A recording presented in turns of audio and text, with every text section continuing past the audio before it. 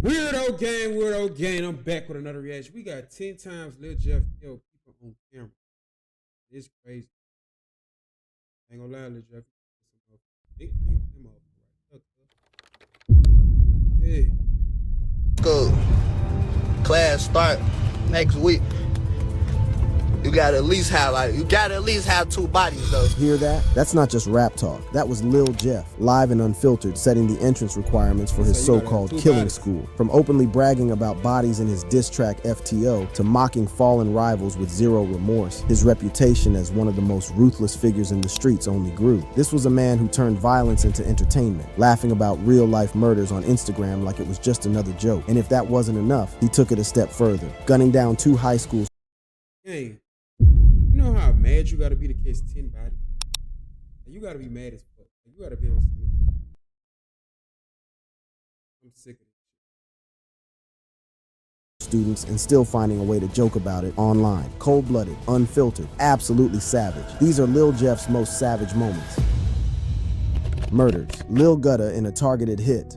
Lil Jeff lived by one rule: strike first and make it brutal. Of all the things he did, this was among the most ruthless. A broad daylight execution, carried out without hesitation. No mask, no fear, just a clear message to the streets. If you cross Lil Jeff, there's no warning, just bullets. This guy was not the type to let things slide. When someone from his side got killed, he made sure there was payback. And on May 13th, 2021, he did exactly that. It was a regular afternoon near East 79th Street in Chicago. The streets were busy. Cars rolled by, people stood around talking, and shops had customers going in and out. Nobody knew that a killing was about to happen. Lil Jeff had been watching Lil Gutta, real name Ronnie L. Sistrunk Jr., for a while. Gutta was moving like he had no enemies, walking through the city without a care. But his name had already been linked to Cruz's murder a month earlier, and that was a serious problem. Whether Gutta had actually been involved didn't matter. What mattered was that Jeff believed he was. Jeff waited for the right moment. He wasn't the type to rush things. Gutta had just come out of a store, checking his phone, completely unaware of what was coming. Jeff moved in quickly. No words, no warnings. Bang! The first shot hit Gutta in the chest. His body jerked, and his phone fell from his hand.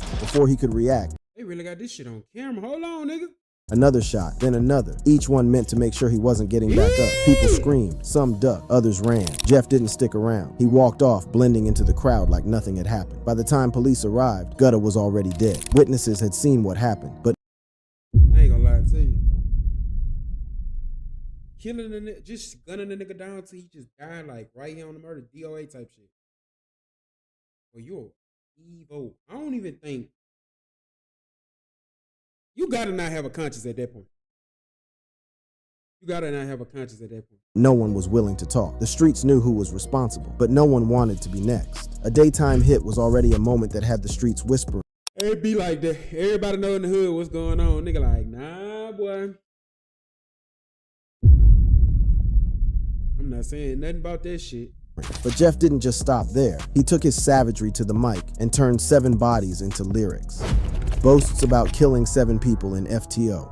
The drill scene had always been filled with bold. Hey, comment down below from Chicago. Is this shit real? Killing 7 people is crazy though. 7? Lyrics and street talk. But in March 2024, a song dropped that had people questioning whether the words were just music or real confessions. The track was called FTO, and as soon as it hit the streets, it became one of the most talked about songs that year. Lil Jeff and Vert had been teasing the release for weeks. When it finally dropped, the energy was violent, raw, and reckless. The lyrics had no filter. Jeff rapped about taking 7 lives, bragging like it was just another achievement. The way he delivered it was too specific, too detailed, making people wonder if he had really done everything he claimed. But one part of the song stood out more than anything else. Jeff called out Leal by name, mocking his death with the line, "Leal dumb in a pack, we smoke him." It wasn't just a disrespectful line, it was a direct celebration of someone's murder. That was not the only part that got people talking. Another verse mentioned how his old friends, whom he used to be cool with, have now become his ops. He also mentioned how his crew had shot so much on Rhodes Avenue that their enemies had to shut down their drug spots. If true, this meant his side had not just taken lives, but also taken over entire trap operations, forcing their rivals to leave the area. The song spread fast. It was played in cars. Boy, it's a gun in every motherfucking video, fucking clip he putting in. God damn. Cameraman, is you okay? Hey, I know cameraman got PTA. That nigga probably be in LA just at home. Oh, shit. Woo! Nigga just be like, bro, you good over there? Nah, just nigga just thinking about the past, blasted at parties, and debated in drill forums. People argued about whether Jeff's claims were exaggerated or if he had really dropped 7 bodies. No matter what the truth was, one thing y'all not peeping the guns that dude got. Dude got military guns. On Rhodes Avenue that their enemies had to shut down their drug spots. If true, this meant his side had not just taken lives, but Billy Jeff looked like a parrot. also taken over entire trap operations, forcing their rivals to leave the area. The song spread fast. It was played in cars, blasted at parties, and debated in drill forums. People argued about whether Jeff's claims were exaggerated or if he had really dropped. Look at this gun game. This gun has a handle. I know he got a switch on the back of that bitch.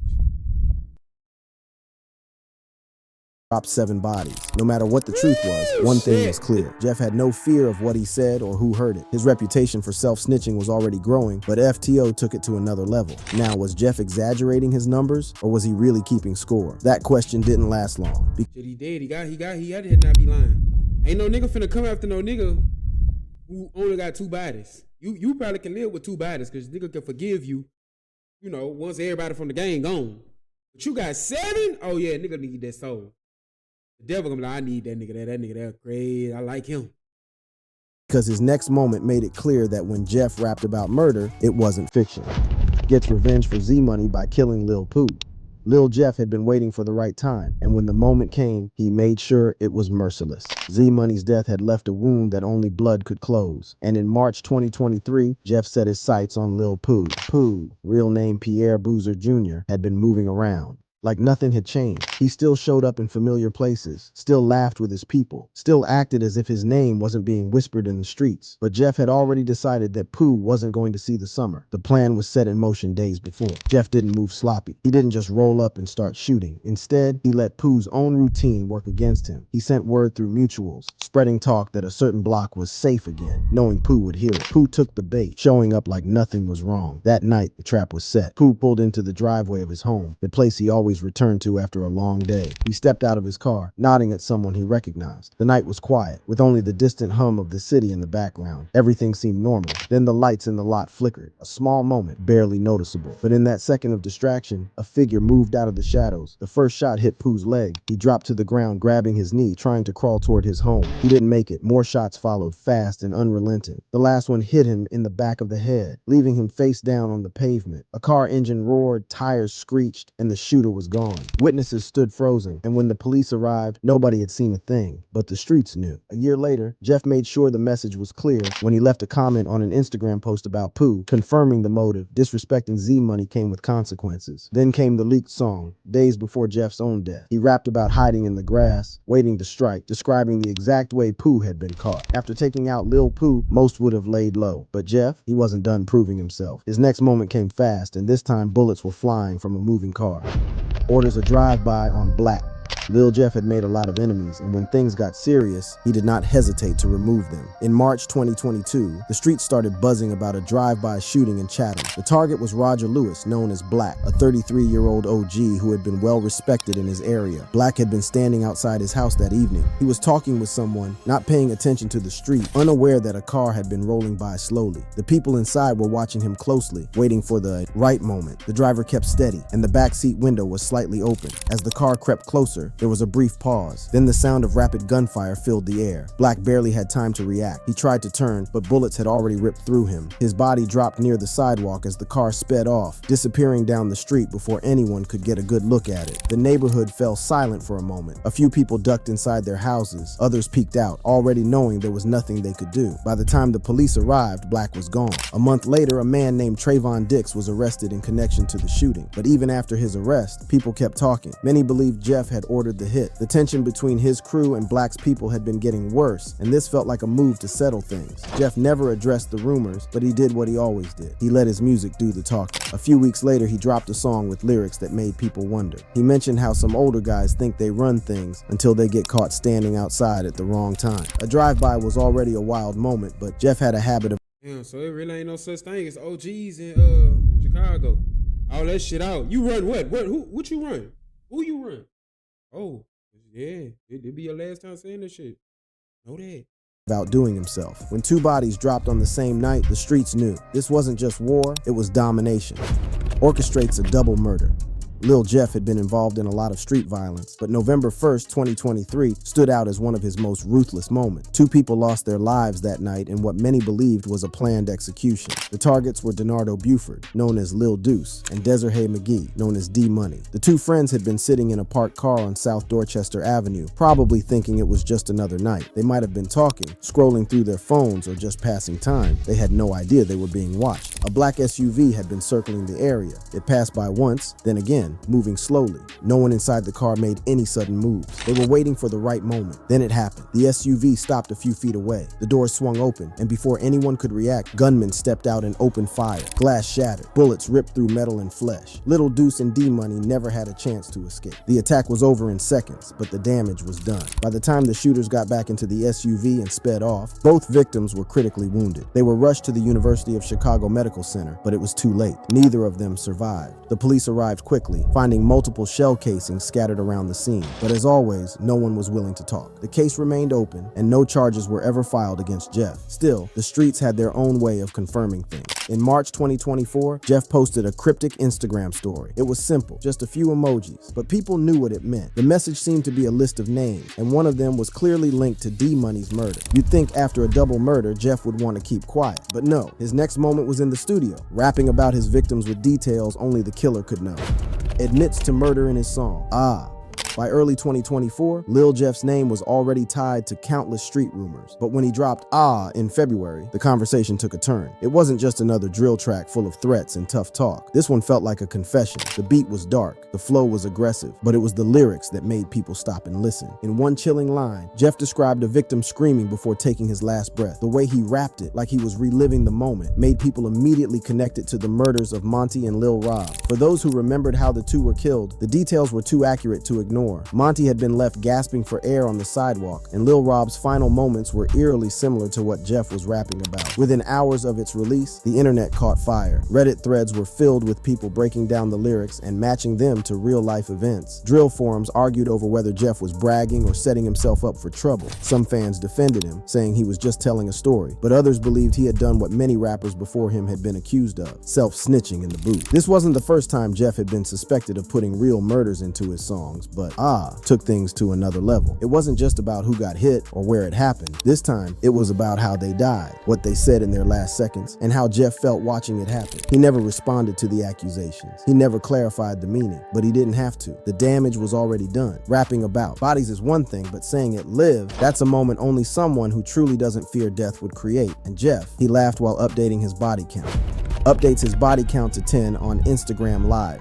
The energy on Instagram felt different on the night of May 13th, 2024. Thousands of people were tuned in, waiting to see what Lil Jeff would say next. He sat in front of the camera, relaxed, flipping through a thick stack of money. His wrist shined every time he moved, the diamonds on his Rolex catching the light. The comment section moved so fast it was impossible to keep up. As the live went on, the conversation took a dark turn. Jeff started talking about the streets, about the people he had lost, and the ones who had lost their lives because of him. With a smirk, he leaned back and made a statement that shook everyone watching. The comment section exploded. Some fans hyped him up, while others were shocked. His enemies, whether they were watching or someone sent them the clip later, had all the information they needed. He made it clear that the body count had gone up. Next to him, Q50, a close associate, added his own numbers, fueling even more speculation. If anyone thought Jeff was exaggerating, hearing Q50 confirm his own count only made it more believable. The live continued with Jeff taunting his rivals, daring them to respond. He laughed as he fanned out his money, showing no concern for what he had just admitted. It didn't take long for the clip to spread. Reddit forums, drill pages, and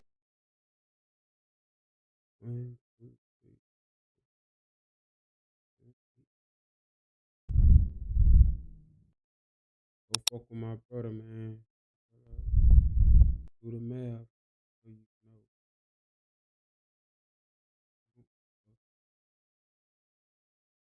even law enforcement were all talking about it. People debated if he was being serious or if it was all for attention, but those who knew how the streets worked believed every word. This moment made him a bigger target, not just for the police, but for the people he had been calling out. It was one thing to move in silence, but going on live and saying it out loud, that was something else. If claiming 10 bodies wasn't insane enough, Jeff's next moment had people shaking their heads. Not only did he he was in the streets for real. You can always tell a nigga in the streets by they drugs. kill, but he demanded the same from anyone who wanted to roll with him. Brags about his killing school requirement. In early February 2024, Lil Jeff's Instagram post had the city talking. He said he was going to start a killing school, and the requirement was a minimum of 2 bodies. I'm taking just a killing school. Class start next week. You gotta at least have 2 bodies though. For I ain't coming with no. If you ain't got shit, I can't work with no beginners. But that's not all. The post started with a message about his enemies, accusing them of taking out innocent people instead of handling real street business. It was a direct shot at those who had been speaking on his name. But what really caught people's attention was the photo that came with it. Jeff had a fresh tattoo, 10 teardrops inked onto his skin. The streets already understood what that meant. Each teardrop was a body, a life taken. Some people even speculated that 2 of them were for Lil Rob and Monty, 2 names connected to past murders. As if that wasn't enough, he lined up a series of emojis in the caption, carefully placed in a way that seemed to match 10 victims. The message was clear, but not direct enough to be a confession. Jeff knew how to say a lot without saying too much. His close associate, Q50, didn't let the moment pass. He followed up with his own post, updating his body count to 8. If anyone had doubts about Jeff's claims, hearing Q50 confirm his own numbers only made it feel more real. The conversation around the post spread quickly. Some laughed it off, saying he was just rapping. But was he really? Jeff had already made it clear. His circle wasn't for amateurs. But when he posted a cryptic message that looked like a list of his victims, it became a moment the internet couldn't ignore. Posts a cryptic message listing his victims. Lil Jeff was known for stirring controversy, but in April 2024, he took things to another level. Instead of making a direct statement, he dropped a post that had the whole city talking. The post contained lyrics from an unreleased King Von song, but what really caught people's attention was what came after. Below the lyrics, Jeff added 10 emojis. At first it looked random, but the streets quickly started putting the pieces together. One emoji stood out more than the rest, a woman's hat. It did not take long for fans to link it to D-Money, a known name in street circles. People believed it was a coded reference to his female nickname, a slick way of saying he was responsible for the murder without actually saying it. The conversation spread fast. Was this a body count? Was he listing his victims? Some thought it was a way to taunt his enemies. Others called it another case of self-snitching, something Jeff had already been accused of multiple times. Despite the backlash, Jeff refused to take the post down. He never explained its meaning, never corrected the speculation. Instead, he let people argue and debate, watching as his name spread even further. Nobody knew if the emojis really represented lives lost, but one thing was clear. Jeff wanted people to keep guessing, and he made sure they never stopped talking. Some killers leave evidence behind by accident. Jeff, he turned it into a moment. Flaunting stolen watches and bloodied hands, he wasn't just sending a message, he was mocking the dead. Taunts ops with stolen watches and bloody hands. Social media had always been a tool for Lil Jeff, but in early 2024, he used it to send a message that had everyone watching. This time, it wasn't a song, a cryptic caption, or a live stream. It was a set of pictures that spoke louder than words. The first image showed 2 expensive watches, both sitting on his wrist. The brands were easy to recognize, the kind of jewelry that only a few people in the city could afford. But it wasn't about the price. It was about who they belonged to. Word spread fast that they had been stolen from 6,300 Breado, a known rival. Jeff didn't just take them, he posted them for the world to see, making sure Breado and his people felt the disrespect. The second image was even worse. His hands were covered in blood. Nobody needed an explanation. The meaning was clear. He was claiming to have done something violent, something that took him to a different level in the streets. Whether it was a real confession or just a way to boost his image, the message was the same. He wanted his enemies to know he wasn't done. People immediately connected this to something deeper. Bloodhound and Jeff and Bloodhound convicted Rob Bredo 63 money for 2 watches while he was trying to buy.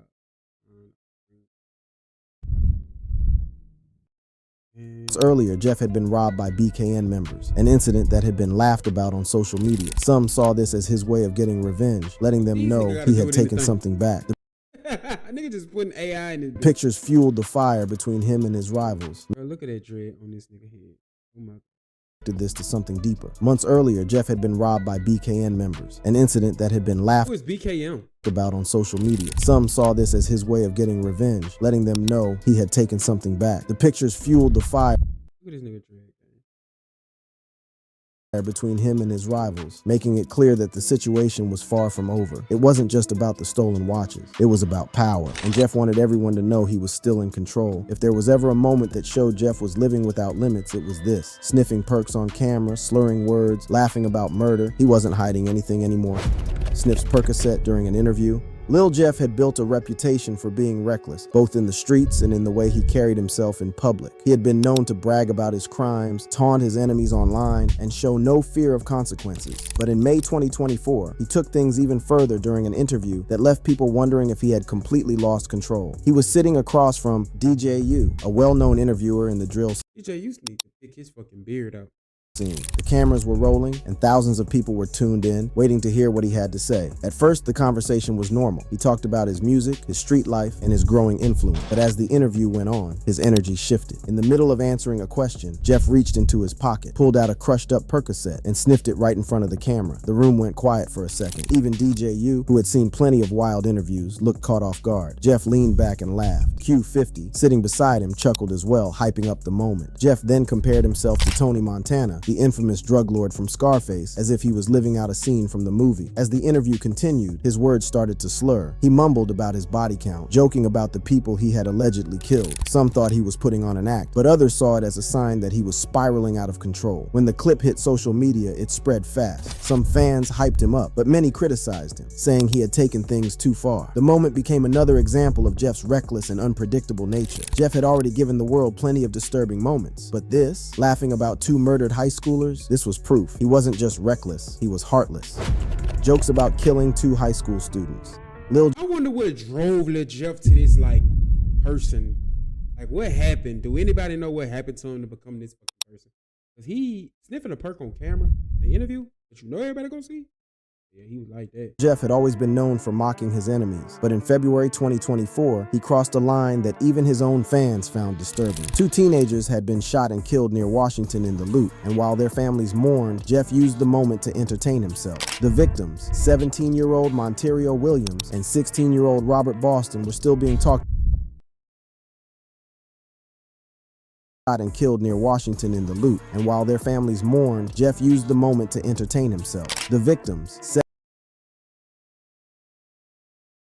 17-year-old Monterio Williams and 16-year-old Robert Boston, were still being talked about on the news when Jeff made his post. It was a simple picture, but the message behind it was dark. He was sitting back holding up 2 blunts, smoke curling around his face. The caption was vague, but people didn't need an explanation. They already knew what he was referring to, and the timing of the post made it even more obvious. Within minutes, his comment section exploded. Some laughed, understanding what he was implying. Others were disgusted, calling him out for being heartless. The post started circulating on drill pages and Twitter, with people debating if it was a coincidence or if he was claiming responsibility for the killings. Some people even compared it to past incidents where rappers had hinted at real-life crimes through their social media posts. Jeff saw the backlash but didn't care. Instead of deleting the post, he kept making reckless statements, making it clear he was not worried about what anyone thought. He had been accused of self-snitching before, but this time it felt different. The way he casually joked about 2 teenagers losing their lives made it seem like he had no limits. The families of the victims spoke out, expressing their pain and anger. Community leaders called for action, saying this was proof of how drill culture was getting out of control. But Jeff continued posting, refusing to show any remorse. Whether he was truly involved or not, the damage was done. The post became one of the most disturbing moments of his career, adding to the long list of reasons why people saw him as one of the most reckless figures in the drill scene. For years, Jeff had created savage moments at the expense of others. But on June 8th, 2024, his final moment came when he ran into a house and never came back out alive. Chases an op into a house, then gets gunned down. In the streets, every move comes with consequences. Some take longer to arrive, but they always do. For Lil Jeff, June 8th, 2024 was the day everything caught up with him. It was a moment that would mark the violent end of a name that had caused fear and chaos for years. It happened on South Rhodes Avenue, a place that had seen its fair share of shootouts, but nothing like this. Witnesses saw Jeff chasing an enemy, moving fast, determined, and focused on only one thing. The man he was after sprinted toward a house, grabbed the door, and disappeared inside. Most people would have hesitated, but Jeff didn't stop. He followed without thinking, stepping through the doorway, convinced he had the upper hand. The moment he entered, gunfire erupted. The house was not a place of safety for his enemy. It was a trap. The people inside had been waiting, and Jeff had walked straight into their setup. Shots came from different angles. 19 bullets tore into Jeff's body before he even had the chance to fire back. His crew, who had been right behind. Damn, why would he run in that motherfucker though? He tripped. Behind him, immediately returned fire, turning the quiet street into a war zone. By the time the shooting stopped, the damage was beyond repair. 58 shell casings were scattered across the scene. The walls were torn apart by bullets, and the floor was covered in blood. Jeff's crew saw him lying there, barely clinging to life. They had a choice: stay and fight or leave. They chose to run. By the time the police arrived, the house was empty. The ones who had set the trap had disappeared. Lil Jeff was gone too. His story ended the same way he had lived, surrounded by gunfire with no second chances. Thank you for watching. If you enjoyed watching this video, click on one of the boxes playing on your screen to watch more similar. I ain't gonna lie, this nigga Lil Jeff something different. That nigga, he took that Vaughn shit serious, I see. He done gave niggas whole head started stealing home. Wild in the fuck. Appreciate y'all for watching, man. I'll catch me in another video.